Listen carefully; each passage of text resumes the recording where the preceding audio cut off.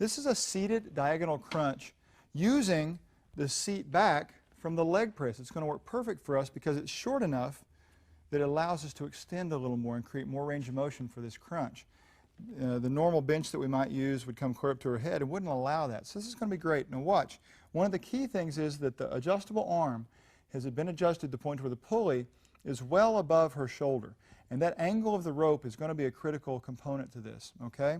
Now she's reaching across, just resting this arm right against her shoulder, so she's not really having to work super hard to hold that weight.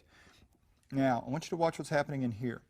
This is sometimes called an oblique crunch. Oblique meaning diagonal. But the problem with the term oblique is that typically refers to the oblique muscles. At least people make that association in their minds. And it's not just the oblique muscles we're working. We are working the internal and external obliques, but we're also working the rectus abdominis and a lot of other muscles that are unseen. So I prefer to call it a diagonal crunch so that we don't make an immediate association with one small muscle group. Now watch, the key here is of course going to be control. And Amy's going to focus on taking these ribs towards her belly button right here, that diagonal. So let's start looking at some of those. You see a lot of people think more about moving their shoulder towards their leg or something like that. And that's fine, there's nothing wrong with that, but sometimes they end up with a big uncontrolled motion.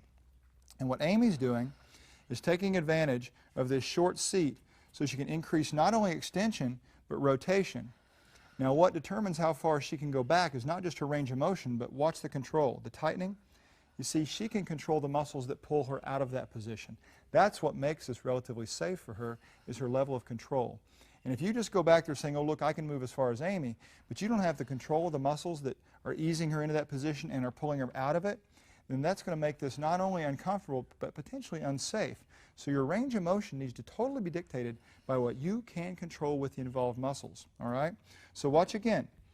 All this involved, you can see rectus abdominis, upper and lower, you can see everything, but watch as she's pulling this point, tightening, trying to think about moving to this point. So it's the initial tightening that's cool. She tightens before she moves, so she's kind of engaging those muscles and drawing herself to that position. And you'll notice her low back never really leaves the bench. If you can see that, straighten this arm for 1 second, Amy, as you go forward. And you can see through here that she's doing a crunch. She's not pulling herself all the way away from the pad. So that low back stays right against there. And now I'm going to show you another variation.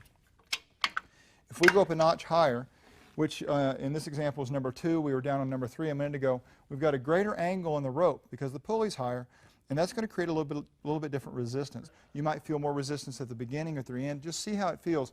But you've got roughly 2 options in here. If you go too high, you're only going to be resisting the crunch part, not the rotation. If you go too low, you won't be resisting much of the crunch. It'll be all rotation. So there's a nice blend in terms of angle there. And like I said, we're on window 2 or 3 with our ones that we tried. But the control is going to be the key.